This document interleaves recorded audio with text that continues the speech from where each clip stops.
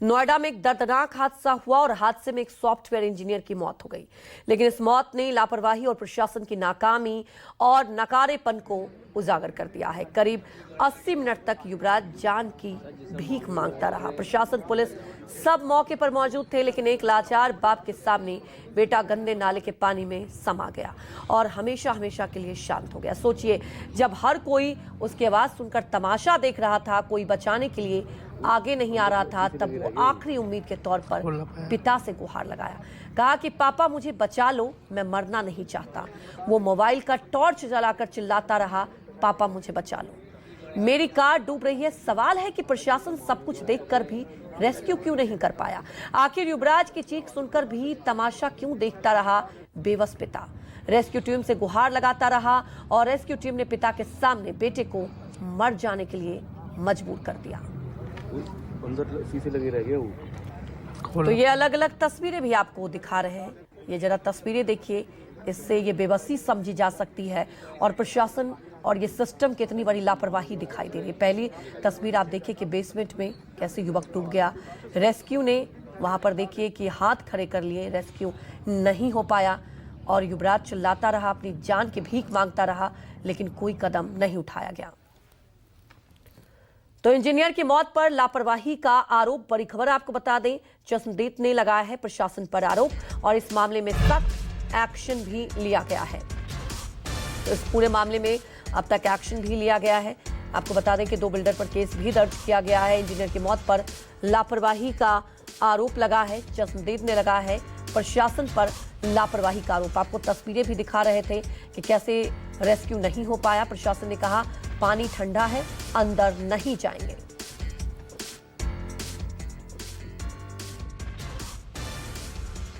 गाड़ी पानी में गिरने के बाद लगभग 2 घंटे गाड़ी में जो लड़का था उसमें गाड़ी भी नहीं डूबी थी, नहीं वो लड़का डूबा था। 2 घंटे उस लड़के ने अपने फोन की टॉर्च जला के रोड पे जितने भी लोग चल रहे थे उनसे मदद मांगी थी कि भाई मुझे बचा लो प्लीज। जितने यहाँ पे लोग खड़े थे 100+ लोग थे यहाँ पे, उनसे भी मदद मांगी थी। फायर ब्रिगेड वाले भी आगे थे, पुलिस प्रशासन भी था यहाँ पे, कई गाड़ी पुलिस वालों की भी थी। ठीक है जी, कोई भी उसे नीचे बचाने के लिए नहीं तैयार, जबकि उनके पास सेफ्टी जैकेट भी थी, छोटी नाप भी थी, रस्सा भी था, कोई भी उसे बचाने के लिए नहीं दागा। लास्ट जब मैं फ्लिपकार्ट में काम करता हूँ तो मैं 1:45 में मेरा ऑर्डर बाजा ली ग्राउंड का, तो मैं यहाँ तो मैं देखता हूँ तो वो जो है ड्रामे कर रहे थे कि ठंडा पानी है, इसमें सरिया है, हमारे लग जाएगी।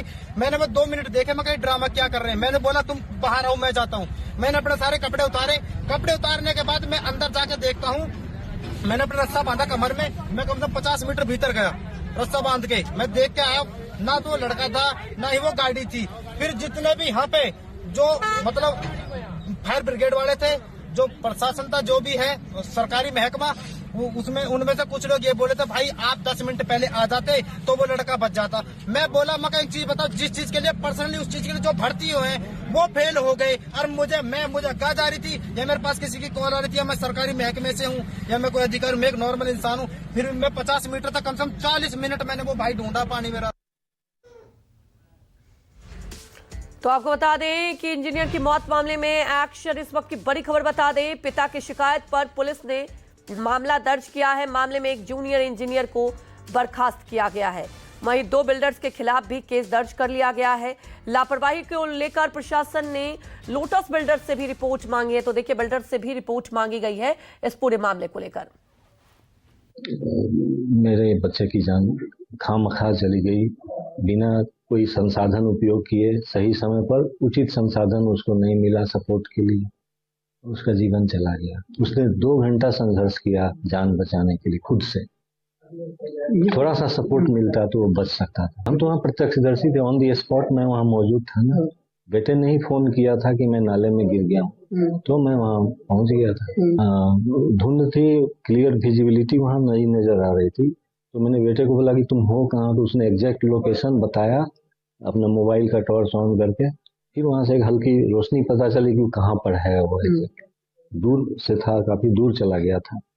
तो वहां तक अगर जाता कोई गोताखोर या तैराक जाता और उसको रस्सी के सपोर्ट से ले आता तो मेरे बेटे की जान। जेई है, उनको सेवाएं समाप्त कर दी गई है प्राधिकारी स्तर से, और उनसे जो है स्पष्टीकरण मांगा गया है साहब के स्तर से संबंधित का।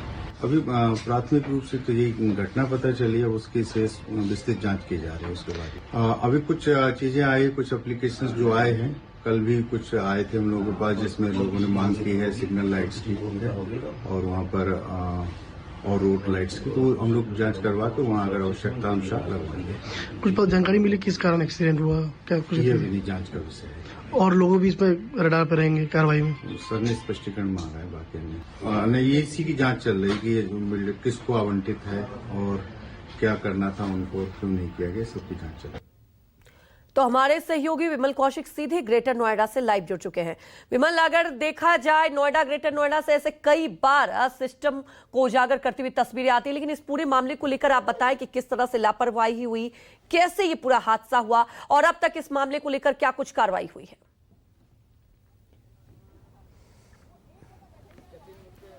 जी बिल्कुल, देखिए अंजलि, सबसे पहले तो मैं आपको तस्वीरें दिखाता हूँ उसी रोड की। देखिए ये है नोएडा का सेक्टर 150 का इलाका और ये वो सड़क है जहाँ से उस रात युवराज जो है वो अपनी गाड़ी से रात को 12 बजे के आसपास यहाँ अपने घर की तरफ जा रहा था और यहाँ से महज 500 मीटर की दूरी पर युवराज का घर है। ये जो आप जो हाई राइज सोसाइटी देख रहे हैं, और सबसे बड़ा सवाल तो यही है कि जो नोएडा को हाईटेक सिटी कहते हैं, हाईटेक शहर कहते हैं, और वहाँ पर ऐसे इंतजाम के एक शख्स 2 घंटे तक जिंदगी मौत के बीच जूझता रहे, लगातार मदद की गुहार करता रहे और उसे बचाने के लिए कोई भी आगे नहीं आया। और देखिए इसी रोड से जब वो गाड़ी ले जा रहा था, यहाँ पर कोहरा बहुत ज़्यादा था, जहाँ पर ये आज ये बैरिकेड देख रहे हैं, ये दरअसल घटना के बाद ही रखे गए हैं, उससे पहले यहाँ पर ये बैरिकेड नहीं थे। और इसके ठीक सामने वो जगह है जहाँ पर ये हादसा हुआ है, क्योंकि कोहरा बहुत था, उसको रास्ता नजर नहीं आया तो गाड़ी वो सीधा लेकर चला गया और जब आगे जो नाला पड़ता है उससे उसकी जो टूटी हुई दीवार का हिस्सा है वहां से गाड़ी टकराई और उसके बाद जो गाड़ी है वो सीधा सामने जो आप इलाका देख रहे हैं जहां पर पानी भरा हुआ है, ये वही बेसमेंट का इलाका जिसमें पानी भरा हुआ है, जिसको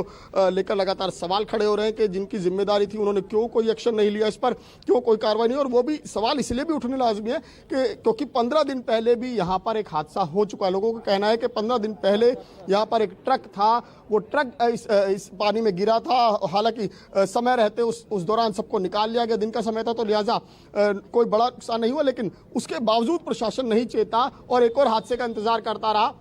उसके बाद यहाँ पर कोई बैरिकेडिंग नहीं की गई और परसों जो है वो इसी दौरान ये हादसा हुआ कि जो गाड़ी थी वो सीधी युवराज मेहता जो है गाड़ी लेकर सीधा अंदर जो ये देखिए मैं आपको इसका जो टूटा हुआ हिस्सा है दीवार का वो दिखाऊंगा कि उसी हिस्से से उसकी गाड़ी भी अंदर चली गई और अंदर जब वो डूबने लगा तो उसने पहले अपने परिवार से संपर्क किया, अपने पिता से संपर्क किया और क्योंकि कोहरा बहुत ज्यादा था तो उसके पिता को भी ढूंढने में उसे काफी कठिनाई हुई।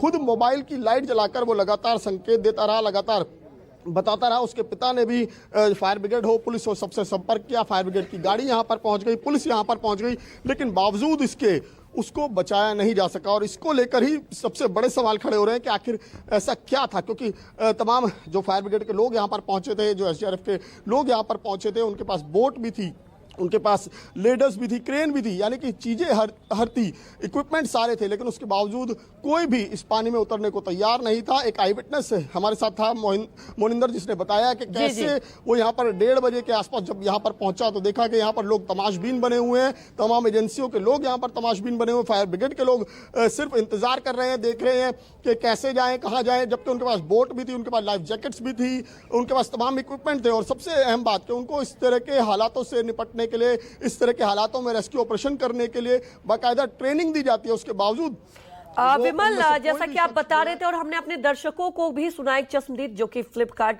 में सर्विस कर रहा था बता रहा था कि कैसे लोग तमाशबीन बने रहे, प्रशासन भी कुछ करने को तैयार नहीं था। अभी आप ग्राउंड जीरो पर मौजूद है, क्या कुछ लोग उस वक्त मौजूद थे? अगर कोई चश्मदीद है तो जरा बात करने की कोशिश कीजिए। और एक ये भी बताइए कि ये जो बैरिकेटिंग अभी दिखाई दे रहा है कि क्या ये बैरिकेटिंग पहले से नहीं लगाए गए थे? किस तरह से ये जो रास्ता है कि कैसे पहले भी हादसा हो चुका है उसके बावजूद भी कोई कदम नहीं उठाया गया? जी बिल्कुल, देखिए बड़ा सवाल तो इसी बात पर उठ रहा है। ये देखिए ये जो बैरिकेडिंग है, ये आप देखिए यहाँ पर अब जो है वो नोएडा अथॉरिटी के भी बैरिकेड दिख रहे हैं, पुलिस के भी बैरिकेड दिख रहे हैं, लेकिन ये सब पहले नहीं थे। यहाँ पर कोई बैरिकेड यहाँ पर नहीं था और इसी वजह से जब गाड़ी सीधे आई, जब कोहरा बहुत था क्योंकि उसको रास्ता नजर नहीं आ रहा था युवराज को, गाड़ी इस रास्ते से आई और उसे राइट टर्न होना था अपने घर की तरफ, जो सोसाइटी है उनकी तरफ जाना था, लेकिन उसे क्योंकि रास्ता समझ नहीं आया, कोहरा बहुत ज्यादा था, कुछ भी नजर नहीं आ रहा था, तो लिहाजा उसकी गाड़ी यहाँ से सीधा निकल गई और सीधा उसी जगह पर जाकर टकराई जहां से 15 दिन पहले एक ट्रक जो है वो अंदर गिरा था। उसके बाद उसकी गाड़ी वहां पर जाकर अंदर डूबने लगी। वो अपनी गाड़ी की छत पर निकलकर बाहर आ गया और छत से लगातार वहां पर अपनी जान बचाने के लिए जो लोग यहां पर थे उनसे गुहार करता रहा। उसके बाद पुलिस और प्रशासन के लोग यहां पर पहुंचे, उनसे गुहार करता रहा। उसके पिता जो है वो लगातार इधर उधर भटकते रहे। पहले उन्हें ढूंढने में काफी कठिनाई हुई, लेकिन मोबाइल की बिल्कुल विमल, काफी मशक्कत करनी पड़ी। स्थानीय लोग कुछ मौजूद है, अगर बातचीत हो पा रही है तो जरा उनसे पूछिए कि किस तरह की परेशानी हुई। बड़ा सवाल तो यह है कि कोई रेस्क्यू नहीं हुआ। एक आप समझिए कि सिस्टम में मौत से जूझ रहा एक युवक लगातार यहां पर आप देख रहे हैं मदद की गुहार लगा रहा था। कुछ वहां पर स्थानीय लोग दिखाई दे रहे हैं। विमल, बात करने की कोशिश कीजिए। जी बिल्कुल, हम कुछ लोग हैं यहाँ पर, हम इनसे बात करने की कोशिश करते हैं। आप इसी इलाके के हैं? इसी इलाके जी। ये जो हादसा हुआ, ये घटना हुई, इसको लेकर क्या कहेंगे कि सिस्टम की पूरी लापरवाही है? लापरवाही पूरी बहुत बुरी, अच्छा नहीं हुआ है। पिताजी यहाँ खड़ा है, बच्चा डूब रहा है, बहुत गलत हुआ है। एक पिता की आंखों के सामने उसका बच्चा लगातार मदद के लिए बहुत गलत हुआ है सर। पुकारता रहा, पिता लगातार मदद के लिए पुकारता है, लेकिन किसी ने मदद नहीं किसी ने मदद नहीं की। हमारे मौनी भाई हैं, इसने करके बचाया था जो भी है। इन्होंने कोशिश की जी, इन्होंने कोशिश की पर लेकिन इनको नहीं मिला, कोशिश कामयाब रही। जी बिल्कुल, देखिए जी बिल्कुल, यहाँ पर कई लोग हैं, हम इनसे और भी लोग हैं। आप भी यहीं के इसी इलाके के रहने वाले हैं, तो ये क्या कहेंगे सिस्टम की लापरवाही को लेकर? नोएडा को हाईटेक सिटी कहते हैं, लेकिन एक शख्स 2 घंटे तक डूबता रहा, कोई बचाने वाला नहीं है। लापरवाही तो है ही। देखो ये पुलिस प्रशासन ने किसी ने ध्यान नहीं दिया। सबके सामने लड़का मरा है, आंखों के सामने लाइव सबने तमाशा देखा है उसका। बचाना चाहिए था। अगर यहाँ पे किसी लोकल बंदे को भी बुला ले तो वो बचा लेता लड़के को। 2 घंटे का टाइम बहुत टाइम होता है बचाने के। विटनेस है मोनिंदर, वो कह रहा है कि मैं भी जब जाने वाला था तो मुझे भी रोक दिया कि आप मत जाओ अंदर। वो टाइम पे नहीं पहुंच पाए ना, तब तक वो लड़का डूब चुका था। अगर वो टाइम पे आ जाता या फिर उस टाइम अगर वो लड़का उसके सामने डूबता तो वो लड़के को बचा लेता, 100% बचा लेता। लेकिन प्रशासन की भी तो जिम्मेदारी थी ना। फायर ब्रिगेड की गाड़ी यहाँ खड़ी थी, वो कोई जाने को तैयार वही है ना, सब लाइव देख रहे थे लड़के को, सिर्फ तमाशबीन बने हुए थे, मौत का तमाशा देख रहे थे सब। 2 घंटे का टाइम बहुत होता है, बचने को 10 मिनट में आदमी को बचाया जा सकता है। अगर रस्सा भी फेंक देते तो तब भी वो लड़का बच सकता था, तो किसी ने बचाया नहीं। टाइम पे उसकी मदद नहीं की किसी ने, सब बस तमाशा देखते रहे। ऐसी वो भी तब हाल है क्योंकि 15 दिन पहले यहाँ पर एक ट्रक भी गिरा था, ऐसी कोई जानकारी? ट्रक भी गिरा था, वो मौनी ने ही बचाया था उसको भी काफी टाइम पहले। वो तो उसके सामने ही गिरा था तो इसलिए उसको बचा लिया। अगर ये पहले ही बैरिकेड लग जाते तो लड़का ये मौत ही नहीं होती। उस हादसे के बाद बैरिकेड लग जाते तो ये नहीं होता। देखिए, जाहिर तौर पर सिस्टम पर सवाल तो है ही बिल्कुल गंभीर कि ये जब हादसा हुआ था और एक तरफ जब ये कि पहले से दावा किया जाता है कि जब कोहरा होता है, कोहरे से निपटने के लिए लोगों की सुरक्षा के लिए कई जो है उपाय किए जाते हैं और जगह जगह जो ऐसी रिस्की एरिया है वहां पर बैरिकेडिंग की जाती है, स्पीड लिमिट घटाई जाती है, लेकिन यहाँ पर ऐसा कोई इंतजाम नहीं दिखा। ये बैरिकेड जो अब नजर आ रहे हैं, ये कोई भी बैरिकेड नहीं था, ये पूरा रास्ता खुला था और ठीक इसी रास्ते से होते हुए देखिए ये दूसरी तरफ वो जगह है जहां पर वो 2 घंटे तक ऐसे ही जो है वो जिंदगी और मौत के बीच झूलता रहा, लगातार गुहार लगाता रहा। लगातार उसके पिता जो है वो जो जितने अधिकारी यहाँ पर मौजूद थे, जो कर्मी यहाँ पर मौजूद थे, फायर ब्रिगेड के हों या फिर SDRF की टीम हो, और सबसे हैरानी की बात यह है कि उनके पास तमाम इक्विपमेंट थे, उनके पास बोट थी, उनके पास लाइफ जैकेट्स थी, उनके पास लैडर्स था, क्रेन थी, उसके बावजूद कोई भी इस पानी में जाने को तैयार नहीं हुआ, उतरने को तैयार नहीं हुआ। और एक शख्स जो है उस पिता की बेबसी का अंदाजा कोई नहीं लगा सकता कि जो पिता अपने बेटे को अपने सामने, अपनी आंखों के सामने मरता हुआ देख रहा है, तिल तिल मरता हुआ देख रहा है और तमाम चीजें यहाँ पर मौजूद हैं जो उसके बेटे को बचा सकती हैं, लेकिन उसके बावजूद कोई भी बचाने के लिए आगे नहीं है। जो एक शख्स है जो यहाँ से गुजर रहा था मोनिंदर, वो रात के 1:30 बजे पहुंचा, उसने जाने की हिम्मत की। और यही बात पूरे सिस्टम के मुंह पर तमाचा है कि जब एक आम आदमी, एक शख्स जो है वो जाकर पानी में उतरकर बचाने की कोशिश कर सकता है, तो जो सिस्टम है, जो जिन लोगों को पूरी ट्रेनिंग होती है, जिन लोगों के पास जिम्मेदारी है इस चीज की कि अगर कोई ऐसा हादसा होता है तो वहां पर रेस्क्यू ऑपरेशन करे, वो लोग क्या कर रहे थे? वो कैसे ऐसे खामोशी से किसी को अपनी आंखों के सामने ऐसे डूबता हुआ देख सकते हैं, ऐसे आंखों के सामने मरता हुआ देख सकते हैं। जी बिल्कुल विमल, ये अपने आप में विडंबना और बड़ा सवाल उठता है कि पिता की तरफ से भी साफ तौर पर कहा जा रहा है कि प्रशासन की लापरवाही से उनके बेटे की मौत हो गई। अधिकारी मौजूद होते हैं, प्रशासन की टीम मौजूद होती है, स्टाफ मौजूद होते हैं, लेकिन ये पानी, और हम देख रहे हैं कि ऐसी भी गहराई नहीं है कि बचाया नहीं जा सकता था। 2 घंटे बहुत लंबा वक्त होता है।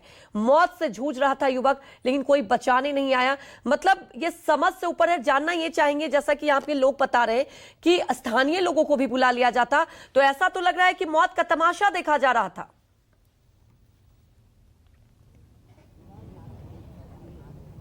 जी बिल्कुल, कोई दो राय नहीं है इसमें साफ तौर पर है कि मौत का तमाशा देखा जा रहा था और तमाशबीन बना था प्रशासन और वो तमाम जिम्मेदार अधिकारी जो यहाँ पर उस वक्त मौजूद थे, चाहे वो दमकल विभाग के हों, चाहे एसडीआरएफ के लोग हों।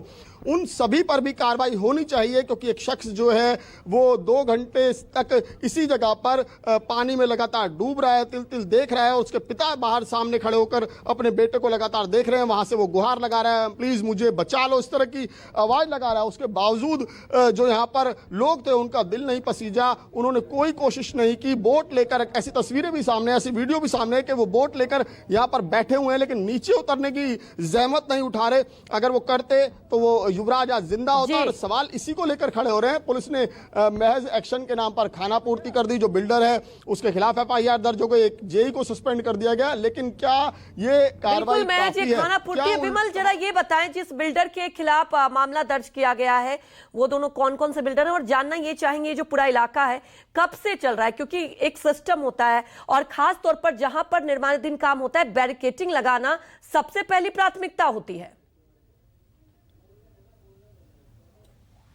आसान नहीं था, लेकिन उसके बावजूद उसको उम्मीद थी कि किसी ना किसी तरह मुझे ढूंढ लिया जाएगा, किसी ना किसी तरह मुझे बचा लिया जाएगा। वो लगातार अंदर से अपने मोबाइल की लाइट जलाकर, टॉर्च जलाकर लगातार संकेत देता है कि ये लोकेशन है, इस जगह पर मैं हूं, गाड़ी के ऊपर मौजूद हूं।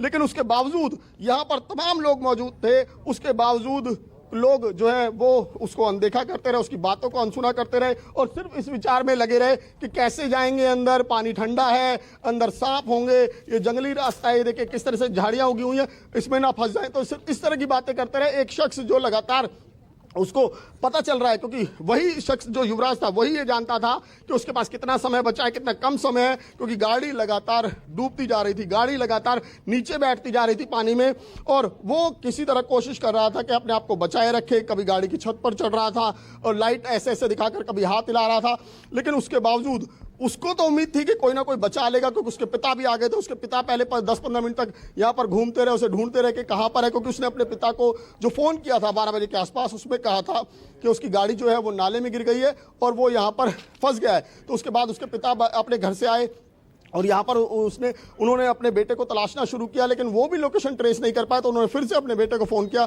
और बोला कि एग्जैक्ट लोकेशन बताओ। तो उनके बेटे ने लगातार उनको संकेत दिए, अपनी लोकेशन शेयर की। तो पिता यहाँ पर पहुंचे, बाकायदा तमाम लोगों को बुलाया गया, फायर ब्रिगेड की टीम को बुलाया गया, क्योंकि आमतौर पर ऐसी घटनाएं जब होती हैं तो फायर ब्रिगेड, उसके बावजूद भी कोई कदम नहीं उठाया गया। सिस्टम की इतनी बड़ी लापरवाही सामने आई।